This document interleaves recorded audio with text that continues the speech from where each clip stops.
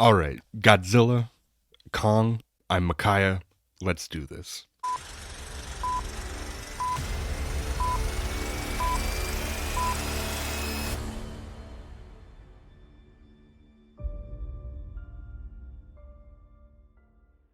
This is probably going to be one of my quicker reviews here for Godzilla Kong or Godzilla Cross Kong, Godzilla X Kong, however you want to call it. It's the new empire, either way. The fifth movie in the quote unquote MonsterVerse, as it's been dubbed.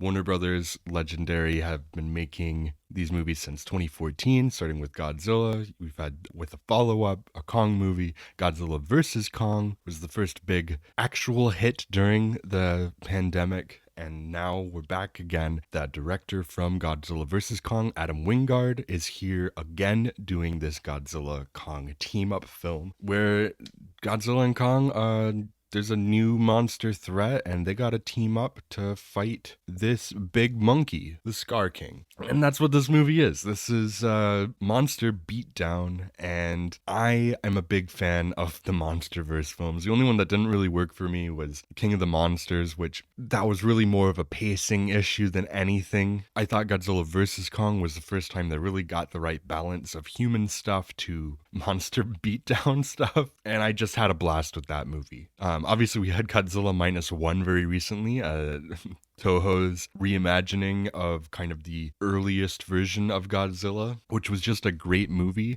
So that might feel like this has an uphill battle, but it's doing its own thing. This movie is just silly fun, more of that 60s, 70s Godzilla kind of bright, colorful, cartoon Saturday morning kind of feel. You do still have some returning human characters here, like they're not absent from the film. So you have Rebecca Hall coming back from Godzilla vs. Kong, and Brian Tyree Henry as like the conspiracy theorist podcaster character, and you have Rebecca Hall's adopted daughter in the little girl from Godzilla vs. Kong who speaks sign language and can communicate with Kong. And then you kind of have you sub out Alexander Skarsgård from the previous film with Dan Stevens here, which to me is an upgrade. Not that I dislike Alexander Skarsgård at all. It's just he was very, very bland in that movie. I think that he has a lot of intensity as an actor, but these movies don't really, that character wasn't calling for that, so he just kind of was wide-eyed, and I don't know, I didn't really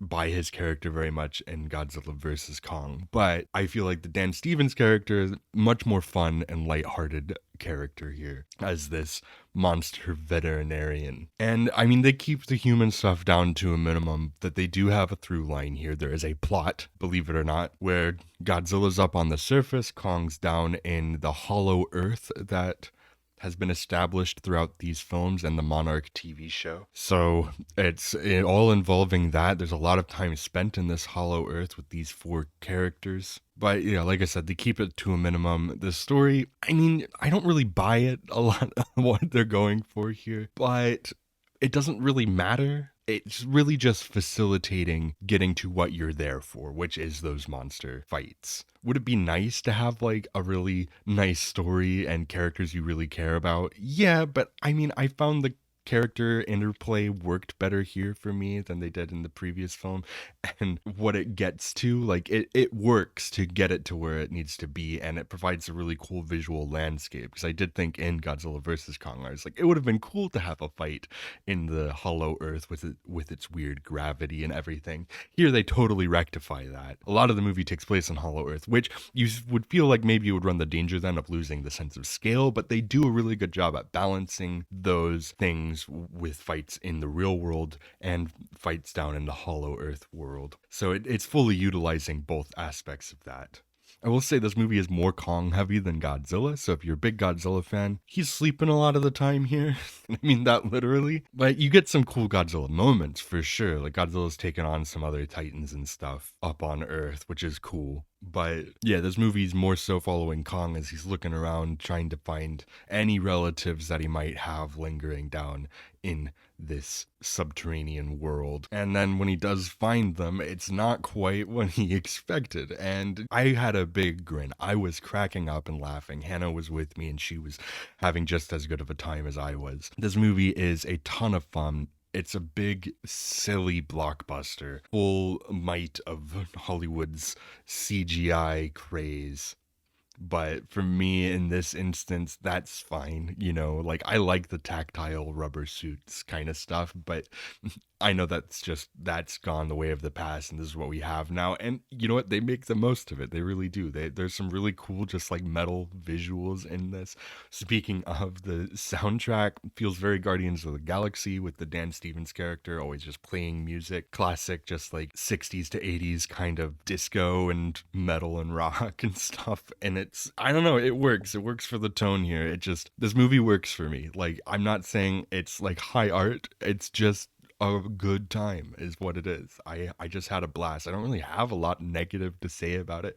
There are a couple other monsters that show up here, and one of them had me pumping my fists and so excited to just see that monster come onto the screen again. But yeah, I feel like, I mean, you know what this is. This movie kind of made me understand wrestling more. I'm not a wrestling watcher, but it made me really start to kind of understand the appeal of that. There are consistent monster battles here, and there's even a stretch where I'm like, is this like a sample to kind of prove that like you don't need the human characters, that you can just have Kong and Godzilla just kind of doing their thing in this movie? That I thought was kind of clever, if that is kind of where they're going, because it told the story with Kong's side of things that I was actually more compelled by than anything on the human side. That didn't need any dialogue or anything. It's just like good special effects work, especially on Kong. Just like his face and everything, just selling a lot of moments and stuff. But yeah, I mean, this movie, yeah, it's a ton of fun. That's all it is. You're gonna know pretty quickly whether or not you're into it or not. You probably know, honestly, before you even go into this movie, whether you're going to be into it or not. So just don't expect anything too much from the story. Once again, there's a couple of things in there that are a stretch too far for me, that exit the realm of science fiction straight up into fantasy, which, I mean, it's already dealing with that with these giant monsters, but there's nothing intellectual or philosophical about this anymore. Any notions of that are things that have been brought up since the beginning of Godzilla, so it's just kind of like, how do we get to these fights? And it does it, and it's so much fun.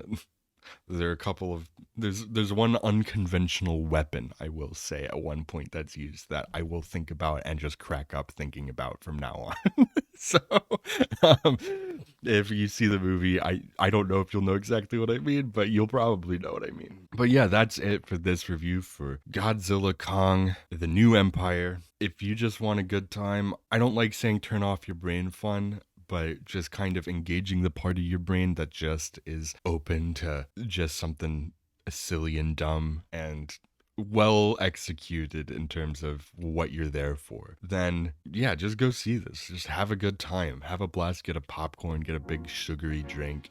That's what this is. So, but yeah, that'll do it for this mini review for Godzilla Kong, The New Empire.